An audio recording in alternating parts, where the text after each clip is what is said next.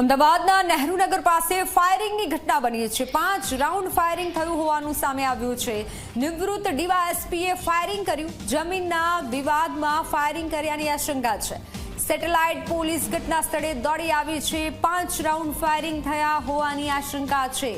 નિવૃત્ત ડીવાયએસપીએ ફાયરિંગ કર્યું છે। અમદાવાદના નહેરુનગર વિસ્તારમાં જમીનના વિવાદમાં ફાયરિંગ કર્યાની આશંકા છે। હાલ જે પ્રમાણે વિગતો સામે આવી રહી છે, 5 રાઉન્ડ ફાયરિંગ થયું હોવાની હાલ આશંકા સેવવામાં આવી રહી છે। પોલીસ હાલ તપાસ કરી રહી છે। અમદાવાદના નહેરુનગર પાસે ફાયરિંગની ઘટના બની છે। જમીન વિવાદમાં ફાયરિંગ કર્યું હોય તેવું હાલ સામે આવ્યું છે। ફોનલાઈન પર સંવાદદાતા ઉદય જોડાઈ ચૂક્યા છે। ઉદય, શું કારણ સામે આવ્યું છે, કઈ રીતે, ક્યાં ફાયરિંગ થયું અને પોલીસની કેવી તપાસ?